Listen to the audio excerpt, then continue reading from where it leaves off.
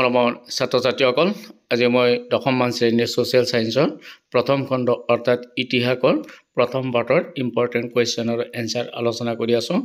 গতিকে তোমালোকে এই ভিডিঅ'টো স্কিপ নকৰাকৈ প্ৰথমৰ পৰা শেষলৈ চাই যাবা।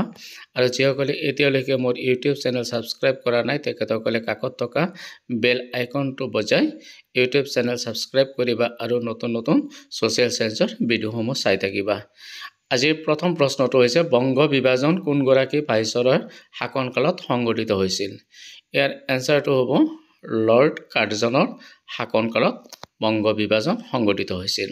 দ্বিতীয় প্ৰশ্ন, 1905 খ্ৰীষ্টাব্দৰ কোন তাৰিখে বংগ বিভাজন কাৰ্যকৰী হৈছিল? ইয়াৰ উত্তৰটো হ'ব 1905 চনৰ 16 অক্টোবৰ তাৰিখে। নিয়ন্ত্ৰণকাৰী আইন কেতিয়া প্ৰৱৰ্তন কৰা হৈছিল?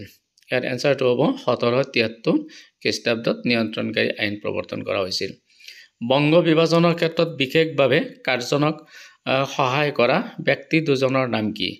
এজন হৈছে এণ্ড্ৰু ফ্ৰেজাৰ আৰু এজন বেম্পিল ফুলাৰ। অসম নামৰ প্ৰদেশখন কিমান খ্ৰীষ্টাব্দত গঠন কৰা হৈছিল?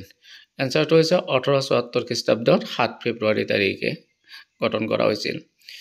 নৱগঠিত অসম প্ৰদেশৰ মুখ্য আয়ুক্তজন কোন আছিল? এনচাৰটো হৈছে কৰ্ণেল R.H. কিটিনছ। নেক্সট প্ৰশ্নটো হৈছে অবিভক্ত বংগদেশৰ জনসংখ্যা কিমান আছিল? এনচাৰটো হৈছে 7,80,00,000 জনসংখ্যা আছিল। বেম্পিল ফুলাৰে কিয় অসমৰ লগত চট্টগ্ৰাম সংলগ্ন কৰাৰ প্ৰস্তাৱ দিছিল? চাহ ব্যৱসায় সম্প্ৰসাৰণৰ স্বাৰ্থত। তাৰপিছত প্ৰশ্নটো হৈছে এণ্ড্ৰু ফ্ৰেজাৰে কাৰ পৰামৰ্শৰ ভিত্তিত বংগ বিভাজনৰ আঁচনি যুগুত কৰিছিল? উত্তৰটো হৈছে উইলিয়াম ই ৱাৰ্ডেৰ পৰামৰ্শৰ ভিত্তিত। নেক্সট প্ৰশ্ন, ভাৰত চৰকাৰৰ স্বৰাষ্ট্ৰ সচিব কোন আছিল? উত্তৰটো হৈছে হাৰ্বাৰ্ট ৰিজলি। তাৰপিছত প্ৰশ্নটো হৈছে ৰিজলি পেপাৰ কিমান খ্ৰীষ্টাব্দত প্ৰকাশ পাইছিল? এনচাৰটো হৈছে 1903 খ্ৰীষ্টাব্দত ৰিজলি পেপাৰ প্ৰকাশিত হৈছিল। উত্তৰ আৰু পূব বংগৰ কিমানখন জিলা অসমৰ সৈতে সংলগ্ন কৰা হৈছিল? উত্তৰটো হৈছে 15খন জিলা গঠন কৰা হৈছিল।